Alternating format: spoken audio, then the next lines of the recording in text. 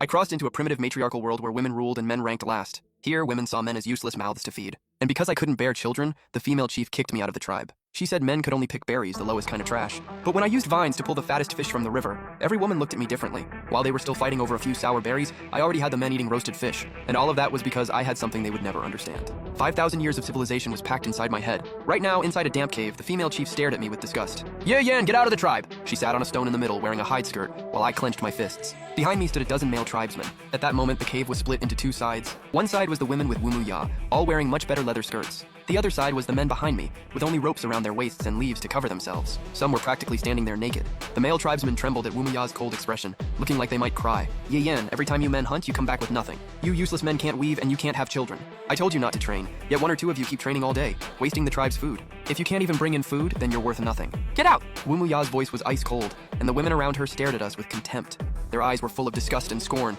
My gaze flickered. I had crossed over. I had crossed into this primitive tribal age. In this world, women were the ones in power. Women of the matriarchal clans could give birth, make hide skirts, and raise children. They were treated as supreme beings. Men were just slightly stronger monkeys. But my fist clenched even tighter, because I was a transmigrator. So I knew exactly where this matriarchal society fell short. No technology, backward weapons, and people starving more often than eating. Cooked meat from wild animals was basically a fantasy. If this world's matriarchal clans had one good thing, it was that the women were raised incredibly well. Fair skin, pretty faces. Ding! Congratulations, host! The patrilineal clan building system has awakened. Now issuing the main mission. With the host at the center, build a powerful patrilineal tribal society. Module unlocked. Contribution point exchange store. As long as the host does things that help build a patrilineal tribe, achievements can be unlocked for exchange points. Those points can be used in the built-in store to redeem anything the host can imagine. They will become a powerful foundation on your path to building a patrilineal clan society. The moment the electronic voice sounded in my head, the corner of my mouth lifted.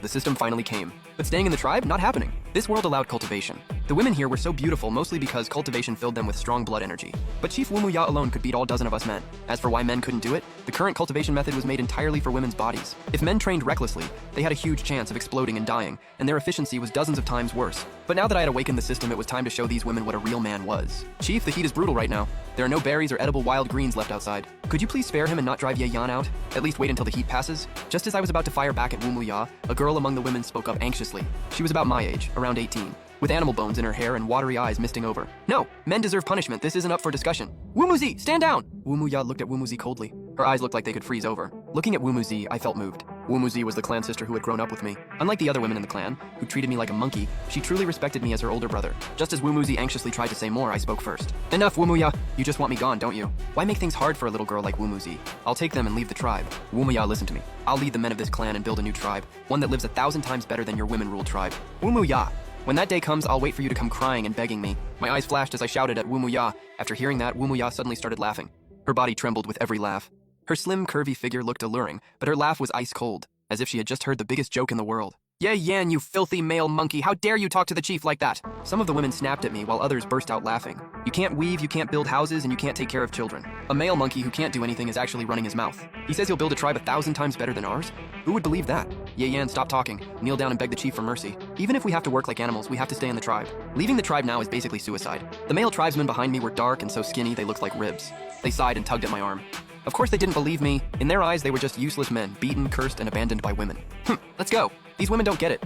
From now on, listen to me, and I'll make sure you eat well. Who's willing to come with me?" I waved my hand and looked at the dozen dark, skinny men in front of me. They ignored me like I had gone crazy. One after another, they knelt and kowtowed to Wumuya, willing to live like livestock just to stay in the tribe. Only 3 refused to stay so low. 2 older male tribesmen and one about my age walked out of the cave and stood beside me. Even if they had to starve and freeze outside, they refused to keep living like slaves. "We're leaving." They didn't actually believe my words. They were simply furious at how heartless Wumuya had been. The kneeling men looked at them with a hint of pity in their eyes. Choosing to leave at a time like this? That was just asking to die. I didn't stay any longer. With my men, I walked straight out of the cave. Not long after we left, footsteps came from behind me. I looked back. It was Wumuzi. She didn't say a word, and her eyes were filled with tears. She grabbed my hand and stuffed berries into it. Looking at those few sour green berries, I sighed. In a matriarchal tribe, once berries were handed out, there was almost never anything left over. She must have secretly saved these herself. For a moment, I was too moved to speak. "Ye Yan, hang in there. I'll come bring you berries." Wumuzi looked at me with heartbreak on her face. I raised my hand, patted her head, and gave her a confident smile. "Don't worry.